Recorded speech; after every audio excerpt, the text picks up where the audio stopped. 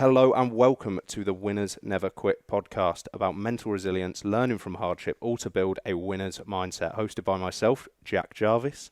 And if you could like, follow and subscribe to the podcast, I would really, really appreciate it. Today, I'm joined by Jess Bays. Now, Jess is a female DJ whose raw passion, ambition and dedication has seen her become one of the standout artists of the past 18 months.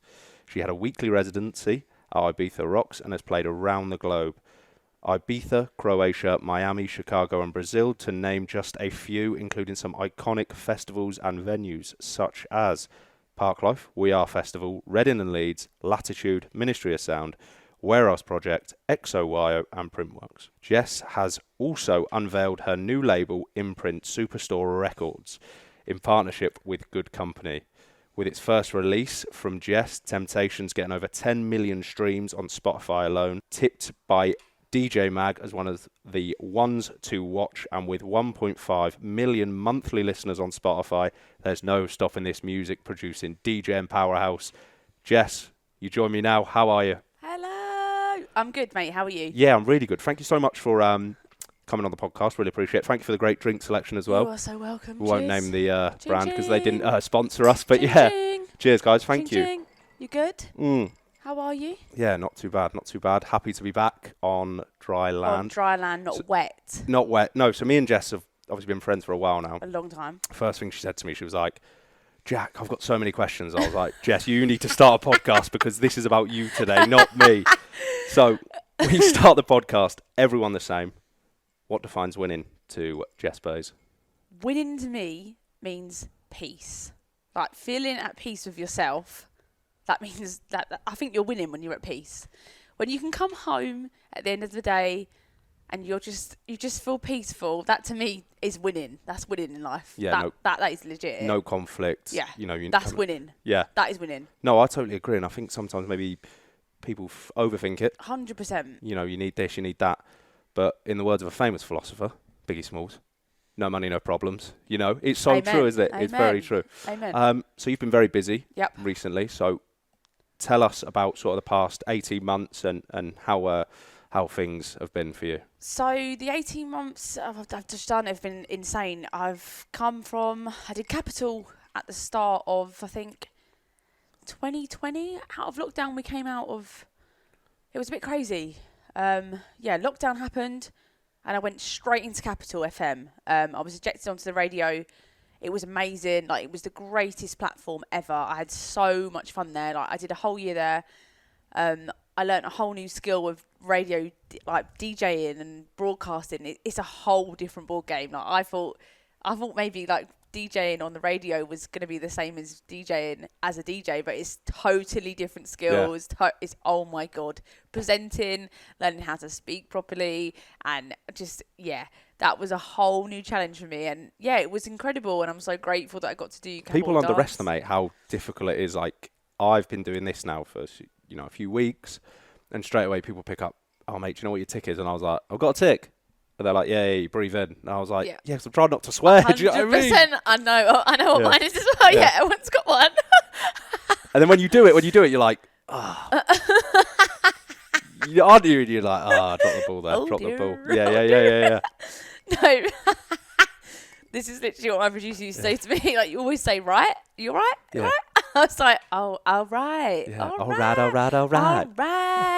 right. But I loved Capital so much. It was so much fun. It injected me into that like commercial world of dance music. It wasn't a world that I thought I was ever going to go into. Obviously, coming from the underground of house music, and I'm so happy and grateful that I did it because it opened me up to the world of where I am now. And I now produce music with people and write for artists that are just crazy to me. Like, I'm just grateful for my journey. You touched on the journey there, and I'm sure there's a lot of people listening, myself included, want to know how do you end up on Capital, 10 million streams on Spotify? How did you get into DJ? Tell us about your earliest memories of music, and then sort of how my that all journey progressed. began. I was basically Sam Devine from Defected's tour manager. That was me. I did not like music. I was working at Heathrow Airport. I was a border force agent. I used to be the one that would do the patting you down, all of that. That was me. For anyone listening and not watching, she did a great demo of a pat down there. Fantastic. Probably searching all the DJs that are coming through to Ibiza. But yeah, that was me. I was never really, I don't know, music has been around me with my family through my whole life, and I don't know why I didn't pick up on it sooner until Defected happened with Sam. And when I became Sam's tour manager, things just started to just erupt for me. I just found this new energy in music and love, and I was just like, what is this world that I cannot live without now? Literally, like, I met her backstage at a show that she played when I was like 19, I think. I'm 30 now, so that's a long time ago. And by the way, you didn't need to put your real age in there. Thank you, Tommy. 19, what, 2 years ago, Jess? So older. No, but yeah, that to look back at that person now is just a totally different person. But yeah, I didn't know what music was. I was like so new to this whole festivals. What is all of this stuff? Like, We Are Festival was the first one I'd ever been to. I was in the drum and bass tent, mate. Like, I was literally having it off to fucking Show FX. And then Jade, my girlfriend, was dragging me into the Defected tent saying, you need to come and see this girl play. You need to come and see this person play. And I was like, I don't want to be there. I want to be in the drum and bass. And I was like, I love the energy. Like, I just love energy. Like, that is very much me. Like, I'm quite erratic and I love energy. So house to me was like, that's way too calm. That's way too calm. No, I'm not going there.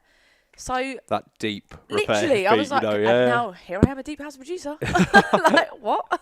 So she dragged me in, and I don't even know what happened. It was like something took over my body when I stepped into that Defected tent at We Are Festival the very first year. It was this big tent that was made out of an inflatable plastic. That's the only way I can describe it.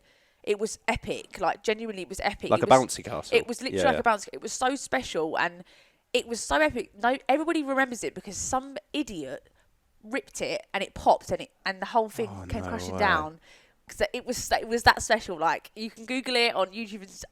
It was amazing. But the music that was played in that tent, to me, was like, wow. And I think it maybe just reignited the music that I'd heard from my childhood, coming from disco, coming from like all of the soulfulness from my dad and my mum. Mum and dad into Motown, then, yeah. Motown. My mum loves her Motown. Yeah, all of that was coming through the Glitterbox Defected vibes, and I was thinking, why do I feel familiar here? I've just walked into this music that I don't know, and I feel like I'm at home. I've arrived, kind of thing. So I spoke to Sam online a little bit. We chatted a lot. Ended up hanging out for a bit. We ended up being like the bestest friends. Like, she's like my sister. And I ended up tour managing her, and it was the best 4 years of my life, but also 4 years of my life that I do not remember. I don't remember anything from them. They were wild, crazy, stressful, amazing, insane. It's just the best 4 years ever. Going on tour with a DJ was just insane, and it almost gave me a little bit of an insight of what it was going to be like for when I was going to be the star, almost. Yeah. So I was kind of like watching how to treat people, how you deal with people, how you deal with certain situations, how you get yourself out of trouble, just how to navigate yourself around the industry, because it can be a very dark industry at times, and let's not shy away from it. Yeah, it's a scary industry. The competition is hot, and yeah, it was a lot, and I'm happy. I'm so grateful that I got to do the tour managing with Sam, because it gave me all those foundation roots to meet people like runners at festivals, people that do artist liaison. These are key people that you don't even realise, that festival goers don't even realise that they are key members that keep that whole thing going. Like, you don't realise their job is so important, and tour managing gave me the eyes to see that. And I just have a massive appreciation for the music industry because of that job. So I'm really thankful that I got to do that for Sam. Talk about tour managing then. I always remember one of my friends, well, you know, GW. Yes. He always says, fair play to tour managers. You know, they are the unsung heroes, like dragging DJs out of like bed. Honestly. The crack of dawn to catch a flight to go in. It is insane. And it's often that it is the best friend is the tour manager. So it becomes like because you do live, eat, breathe, sleep with them, like everything. You are together. Like good, bad, ugly, legit. Like, and you have to, like, you rely on that person, and it's a slog sometimes DJing. It's like all the travel's mad, but like the highs are incredible. Yeah, It's yeah. the best job in the world, like the best job in the world. But like having that person there is amazing. So tour managing is an incredible job, but buckle your seat belt up if you want to do that job, mate. No, amazing. You talk about scary times in the competition. So what, were you about 23, 24 when you started DJing? Yeah. What was it like coming through as a female then? Because there's a big push now, but you know, this was what, 6, 7 years ago? Do you know What was it like then? I feel like maybe because I'm gay, I'm left alone because I'm a minority already. Mm. Whereas the straight girls probably struggle more. I don't know why. Yeah. But the girl thing has never been a thing for me. I've never really been like, I've never had somebody be like you're a girl DJ. I've never personally had a female attack on me, but I do know people that have. Yeah. I don't know whether it's because of my sexuality, because I am gay, Yeah. that maybe guys think I'm one of the guys. That is my personal opinion. Yeah. That's how I feel with the boys. I feel like they just think, oh, I'm just one of the lads.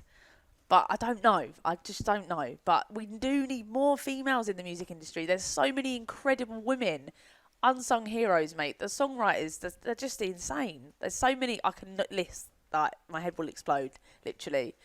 But like coming out of tour managing to this world, that I decided maybe I might want to do what you do now. Now, where do I go, kind of thing? Because sound was starting to blow, and I was thinking, it's make or break. Either I go full-time into that, or I go full-time into this bubbling passion that is burning away inside of me that I just can't seem to switch off.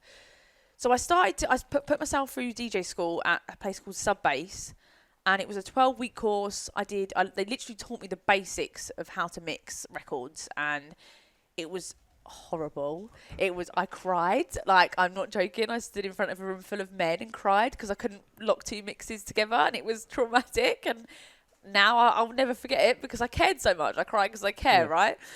Shows passion. Exactly. You know, but I can hear it. You know, you're passionate. Took a chance just to message exactly. Sam. You know, so yeah, there's nothing wrong with crying. Off the back of that, Bays gave me my first ever DJ set ever outside of a studio at Ministry of Sound. So the first time I'd ever stepped foot on a pair of decks was in Ministry of Sound. So to have that as my that's my first opportunity is just incredible for me. So grab it with both horns. And I played, and all of my best friends came from where I live, and it was magical. And genuinely, I feel like now if I just blink, all of a sudden I'm here. Everything is a blur. I don't know what's happened in between, and I've lost 8 years. Like, it's just gone so quickly. But the graft is still there. Like, as soon as you start playing, you have to find you as an artist. You can't just go online and download all the tracks that everybody's playing. You've got to dig deep. You've got to find things that people don't know they want to hear. You've got to make them want to know they want to hear that, if that makes sense. Yeah, no, totally, yeah. And that's the exciting part of DJing for me is recreating a moment on the dance floor that they can never get back because it's not a track. It's because you're making it on the decks. So if you see one of your sets like clipped up or whatever, do you know, like now it's a little bit easier because do you love it when you see people, anyone got a track ID? What's a track ID for this? I love it so much. It makes me so happy because I also Is there do a better that as well. feeling though of being the guy that knows it? Literally, yeah, I know, literally. Better than I'm the one specs, there I'm like telling you writing it now. all down Yeah. like, on all of them, stealing all the tracks. Yeah, it's no, honestly, it's funny you should say that because when someone plays like maybe like an old school banger or what was that re-edit you did? I did Gold Baby Funky. Yeah, I was literally stalking. I see it, and yeah, that's a banger. It's blown. Yeah, it's yeah. literally Michael Beebe bloody playing it at DC10. Yeah. I was like, whoa, this was literally just a DJ tool. I just made it as something that I could just play in my sets because obviously I'm never going to put that out. It's God Made Me Funky, like it's Mike Tunn. But Beebe's playing it at DC10. And I was sat at home thinking, wow. Like, I'm sat here and I'm just watching it on Instagram, like, wow, just wow. Yeah. We've spoke about sort of like making tracks and that, and this is something I do want to ask you. How much input do you have on the lyrics or the vocalist that goes on your tracks? Because it's something that gets leveled, I think, maybe at like DJs, producers of like electronic music. Oh, but you don't need any talent. It's all on a computer. No. That must drive you insane because boy, I know. I know from experience I don't have a musical bone in my body. So yeah, It's how much hard. input do you have on that side of So the production? music production is insane. Like, the songwriters are the angels, basically.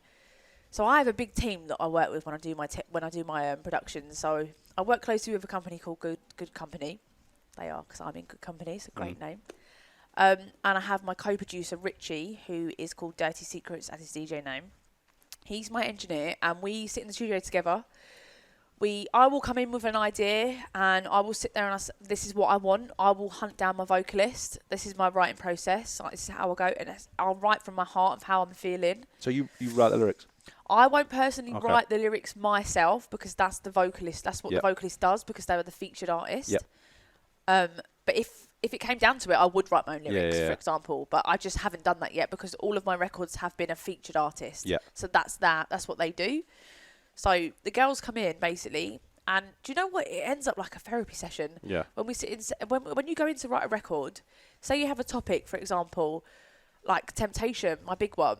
That's all about, like, maybe cheating and not knowing if you want to be with somebody, and like it's all a banger, about by that. the way, Yeah. if you haven't listened. It's all about being tempted and not sure what where to go, and it's almost like a therapy session.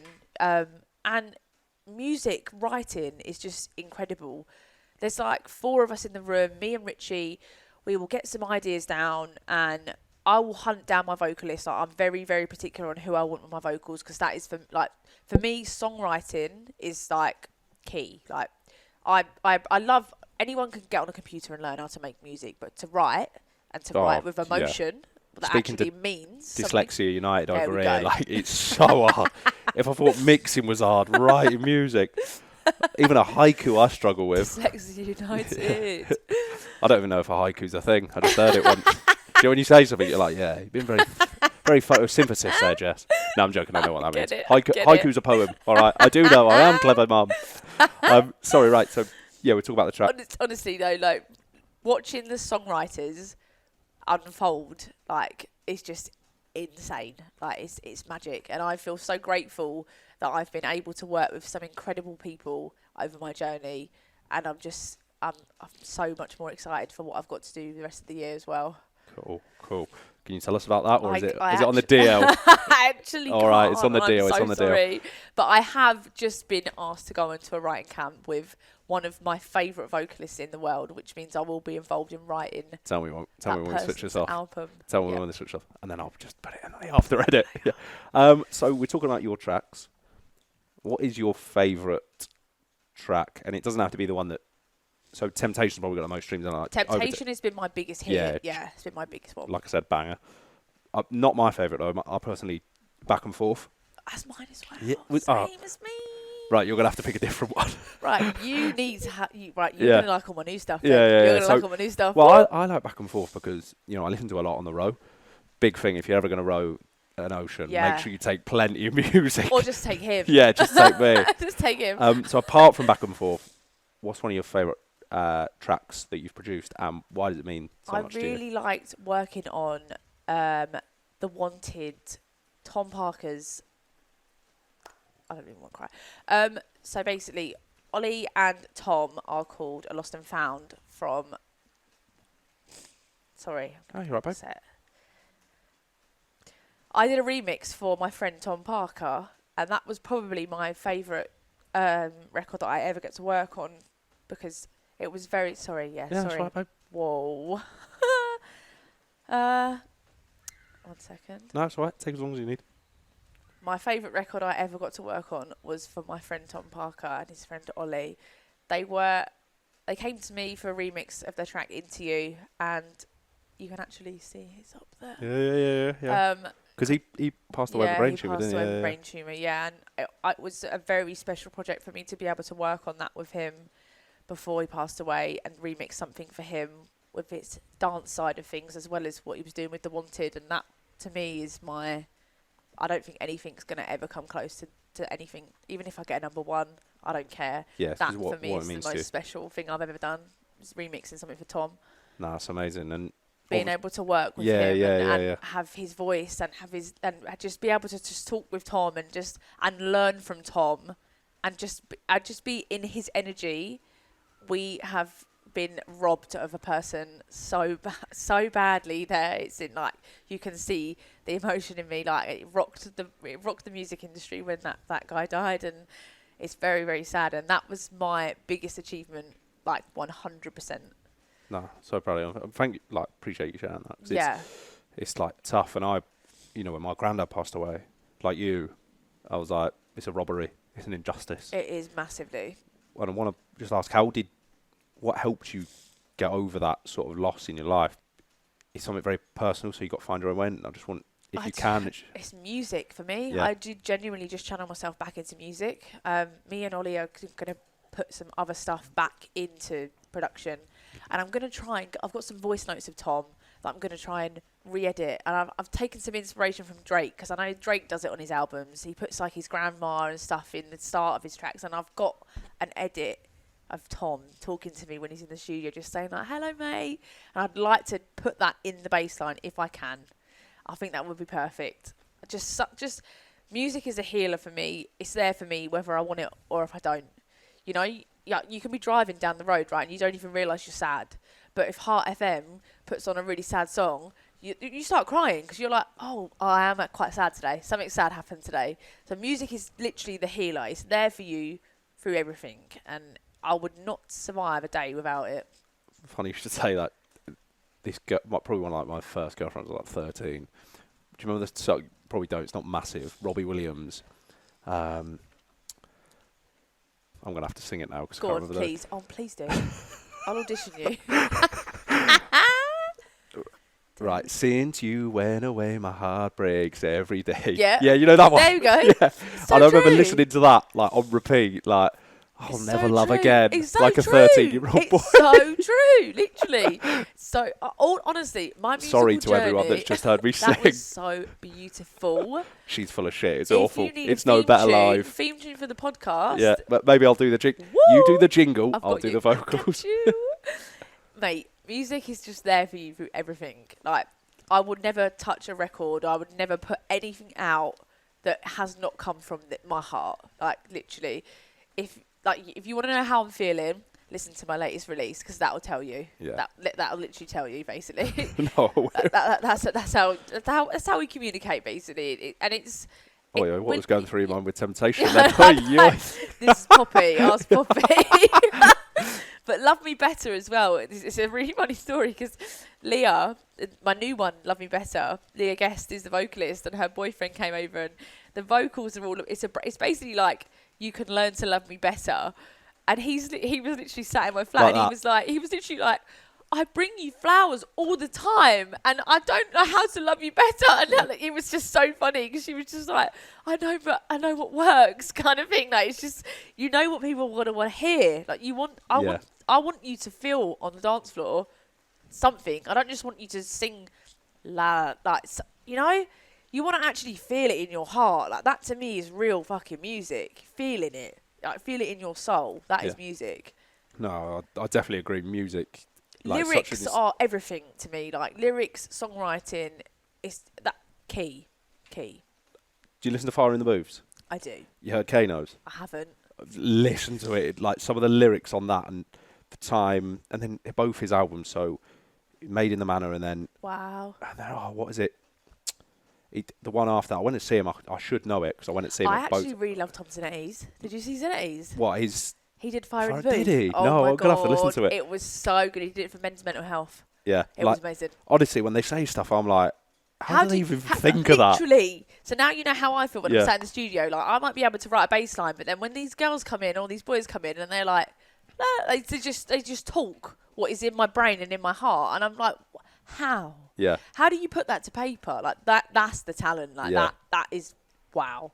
So cool. Mill the cat's just come into the thing, and she's sorry. Millie, off you go. Off she pops. She's had enough. Millie doesn't like Fire in the Booth, I don't think. Does she not? No, not a fan, Mill. I don't think she's a fan of rap. So anyone listening, Mill's got See? Millie is the cat that Jess owns. She likes house music. So we were talking there about hardship, and I want to know what's been maybe one of the toughest times in your career or your life, and what did you learn from it? It's a massive, massive, massive question. Yeah. I feel like I am a little bit sorry for just putting you on the spot. That's fine. Do you know what? There's a lot of things that have been hard in this career.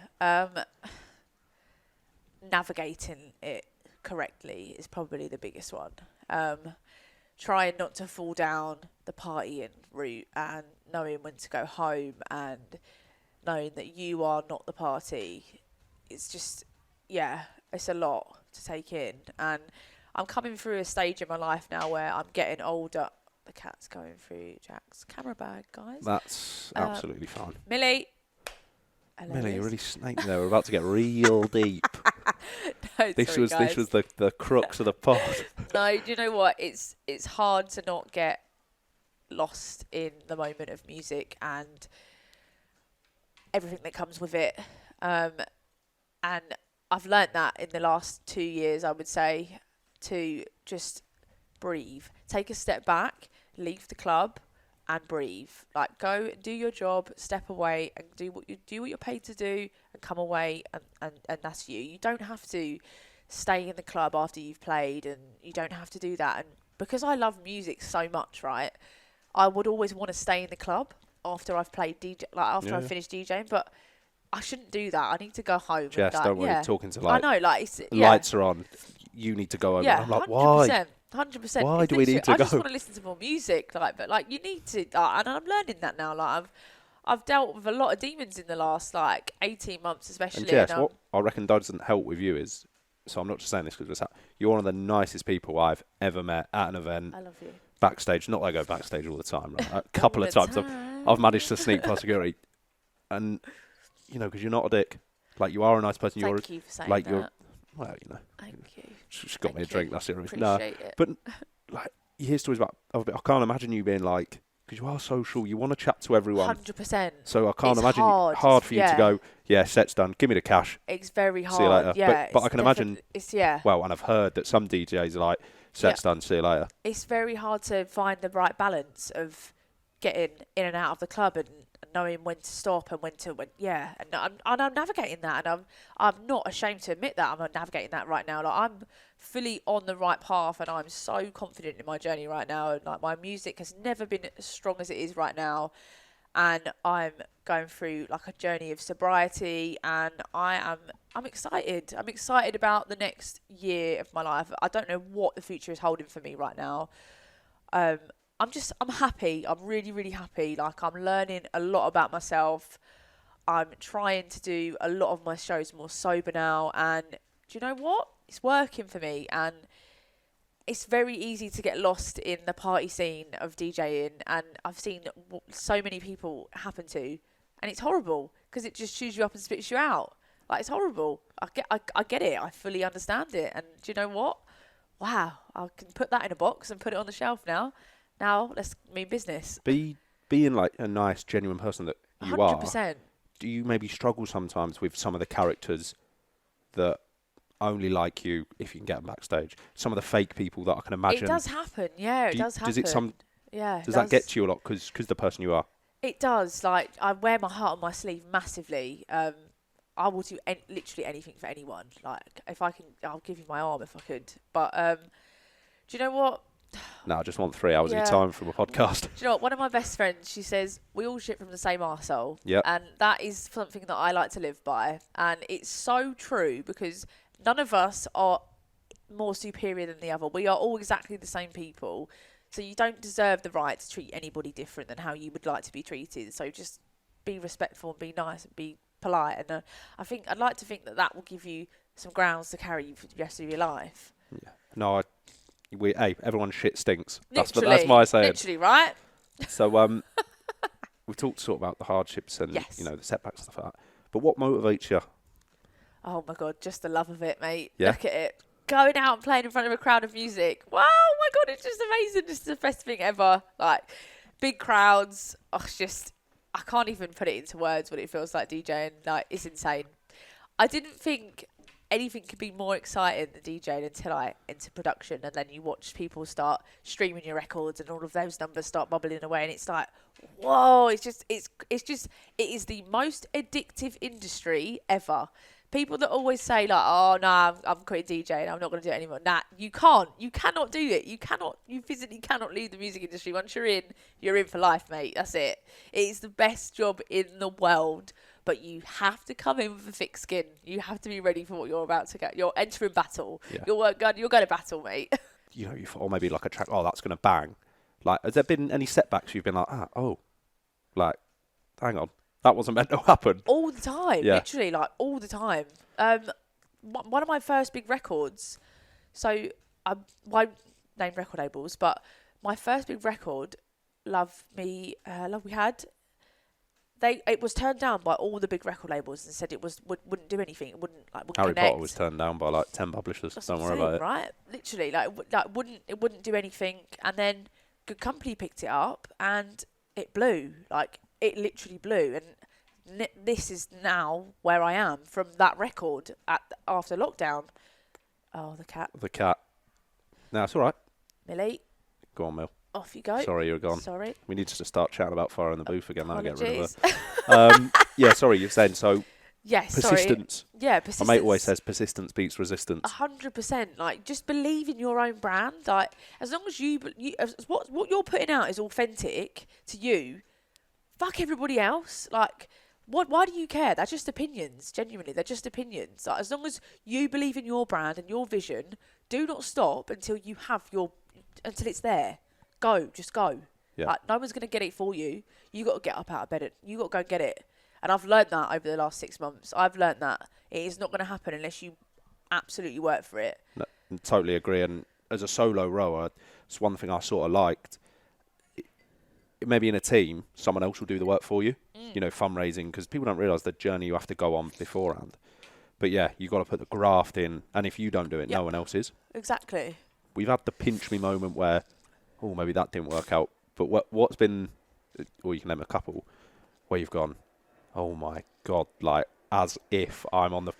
So, one I sent you the other day, I was like, oi, oi, look who's the cover for UK house music on Spotify. That alone is insane. Like, I have them on my wall behind you. That, to me, was insane. And another big moment for me was when Temptation came out. We got a billboard at Westfield in London with the single on. And I got to take my nan to go and see it. Oh, sick. And you know how it is? It's like your grandparents and maybe your mum and dad, they think, music, is that really a real job? Like, you still doing that? Yeah, you still doing that? What do your grandparents say about your tattoos? Oh my God, if I brought back this is when I was straight. If I brought back a boy with tattoos, no, that's it. No, he's a horrible man. He's a gangster. No, you can't come in. The only one my nan likes is the one that I got with her handwriting. Nice, yeah, shot. And it's written. Little things mean a lot because they bloody do. So it's funny, like, so my mum and dad split up, remarried, so I've got 3 grandmas. 3? One, so yeah, I am. Yeah, I am. Both all good cooks as well. Oh, and one's really good at sewing as well. How are you not fat? I know. So one's like, oh yeah, they're all right. It's not really pinch. Loves a drink, G&T. Another grandma's like, I like them, but only on you. Oh. You know? And then the other one is like, I'll pay for you to have them all lazy if you want. What is it? Yeah. Do you know what? It's a generation thing. I asked my nan, and she said, doesn't it mean that it's like an army thing? It means that it's something to do with the army. So I was told technically army and convicts. Yeah, Navy. Yeah. You're all right. Well, tell that to Granny Pat. You know what I mean? She doesn't think so. Sorry. So took your nan, and is that when she was like, oh. Yeah, that was when... She is actually making a living. She doesn't get to see what I do. Like, she can see me from pictures and stuff, but she can't come into a club at 90. My mum can, and I took my mum to... I played at the Ned in London a couple of weeks ago. It wasn't a big show. It was literally just like... The Ned is like a private members club in London. Yeah. It's a pool party on the top at St Paul's Cathedral. And it was just 200 people... My mum was there, and it was just one of those moments where I was just, like, the sun was setting over London, looking at St Paul's Cathedral, and I was just kind of like, wow, like, this is my life now. Like, wow, like, I'm so appreciative that I get to bring my mum and my partner. Yes, and my doesn't sound like you're appreciative. Only 200 people at the private members club like, in St Paul's Cathedral. It's like what is going on, kind of thing. Like, wow. And my mum's there to see it as well. Like, that to me means more than anything. Like it's just to make my family proud, I guess. It's Please just, tell me you closed with like one of her favourites. of course I did. What did you mate. close with? Do you know she actually loves Carl Cox more than me? Does she? Mate, I'm taking her to see Carl Cox at Wembley in the end. I think it's in September.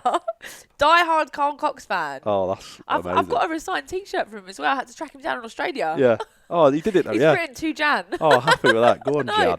I'm literally trying so hard for a big festival like Glasgow or something where he's there. And I can bring her and I can finally make the magic happen. Yeah, and I can yeah. see the moment they meet, because maybe that is why I'm a raver, because my mum is a secret one. Yeah, so it's funny, like, so my dad, like, loves The Prodigy.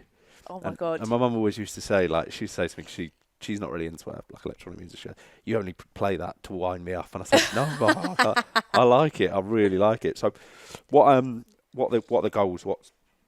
Is there anything you haven't done that you really do? I mean, obviously mine is headlining Glastonbury. Glastonbury is genuinely the only thing that Really is for me like I need to do. Yeah. Everything else I just take. I'm here. I'm ready to go. Like this is a challenge. We sit down with my manager and stuff, and I don't have a brand. Like there's not a goal for me. I just want to play for big crowds and big people, and I just want to create a vibe that's everybody feels happy and comfortable with. And I just would really. My job is done if you're on the dance floor and you're smiling and you're like. I played on Sunday and somebody came up to me and they were like, I really like your music because I can sing to it, and I felt it, and there was lyrics, and that to me is I'm happy, because that is all I ever want to do when I step on the decks. That is my job complete. That somebody is connected with that music. They're not just there because they're pissed, or they're there because their mates are there, or they're trying to be cool. They're there because they actually want to fucking be there, and they're enjoying the music and they recognise it, and that to me is the goal. I think end goal for me, I would love to go into do TV stuff, more documentary style stuff, because I am super open about my mental health struggles, and I'm opening up a lot more now about my personal life in terms of like going through therapy and things. And I think it's important when you have a platform and you have a fan base that really do actually watch your journey and appreciate what you go through. They're along for the ride as well, and it's right to be honest with them and tell them. And genuinely, 50% of the DMs I get on my Instagram are about mental health and 50% are about music. And I'm not going to lie, the mental health ones, they get me in the heart more than the music ones do, because I get them so much. And that would be, if I ever was to step away from music one day, say maybe in my 40s, I would go more towards the therapy side of things and do help from people.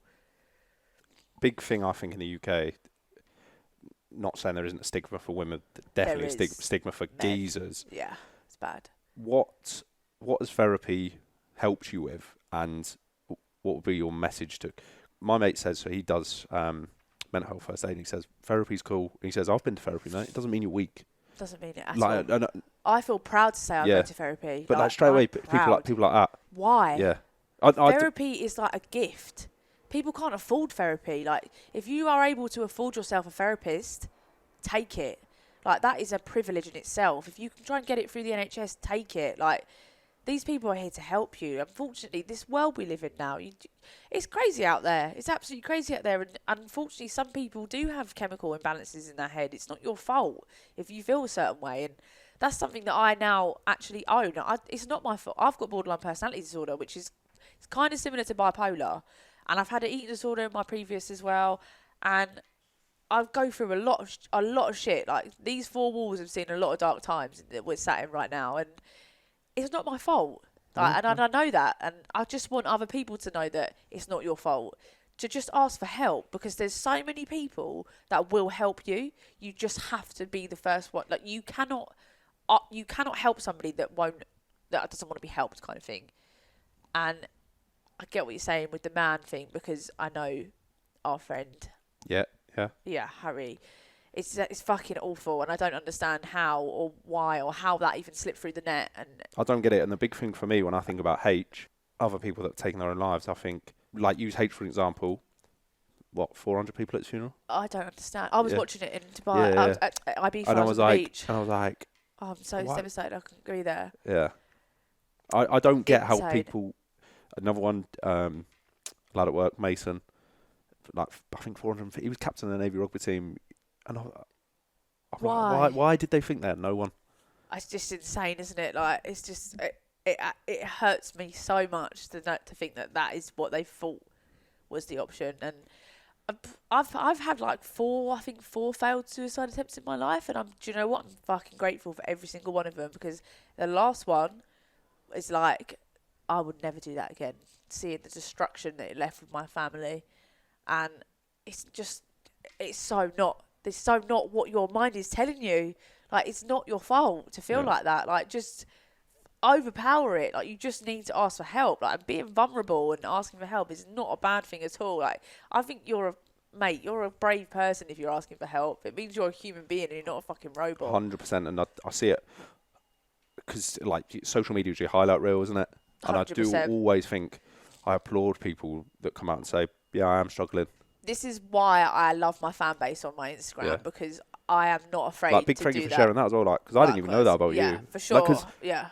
Because you don't even think about it, because like it's never the people you expect, mate. Like, whenever I ever seen you, well, obviously we see each other at race, so it's like a happy vibe. Mate, I legit flew back from Miami Music Week, played an amazing set, and then tried to kill myself. This when I landed back from Miami Music Week 3-4 years ago. Why? My life is amazing, but my brain was not telling me that it was, and that's not my fault. And I'm so grateful for that moment that happened, because it made me appreciate life again. And it's just, I wish H and all the other people that we have lost had that moment of failure, that it didn't work kind of thing. And I'm just devastated for them, because there is when you flip the switch, it's so much worth living.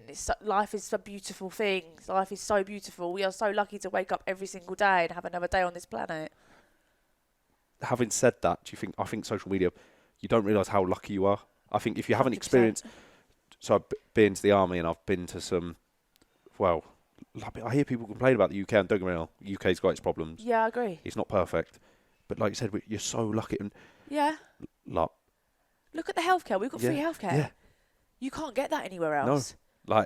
And it's nuts. And I do, and this is why I say I talk about hardship and being on the row, and you know, and I have my slip ups all the time. Like, you know, I snap at my mum. Yeah, of course. For no because you're a human being, mate. No real reason.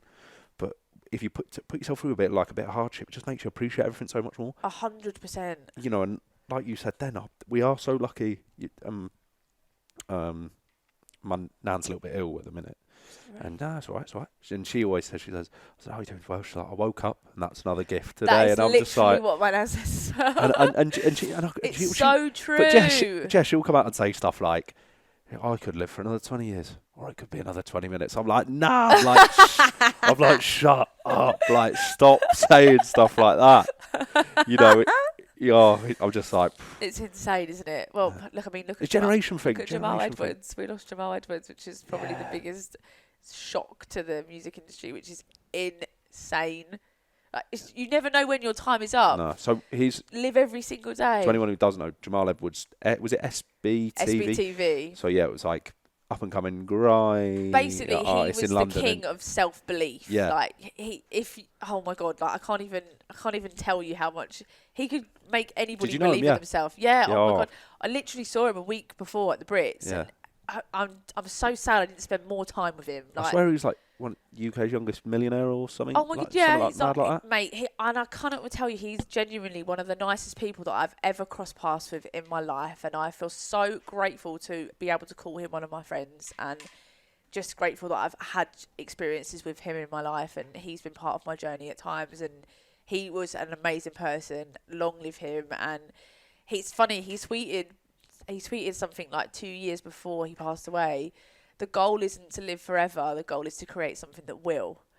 And he's died at I think he's like 32 or something. Yeah, and his brand is going to live forever. Like that is just, oh my God, it's just amazing. Like, I love sort of like quotes like that. And there's a good one. Troy, obviously it's a bit corny, Brad Pitt. And you know, have you seen the film Troy? I haven't. No. Oh. I'll watch it tonight. Watch it tonight. I promise. Don't worry, it's not like a cinematic. It's not like Pulp Fiction. I'm down. I'll watch it. But and he says, goes and gets Brad Pitt. Brad Pitt plays Troy, and he's like, oh, you know, no, sorry, he doesn't play Troy. Brad Pitt plays Achilles. Yep. And he goes, "Oh, I wouldn't fight him." And obviously Brad Pitt goes, "Yeah, that's why no one will remember you." You know, like you've got to dare. You've got like and that thing. You've got to. So You've true. got to like dare to be great. 100%. You know, don't worry about living. Like You've you got need to be brave. Yeah, you've got to be brave. You've got to be ballsy. So we spoke about Jamal. Like, who is someone else that inspires you? Just. Do you know what? Or where do you get inspiration from? My manager. Your tour manager. No, my manager, Sonny Morton, he inspires me every single day. Like, he is such a grafter.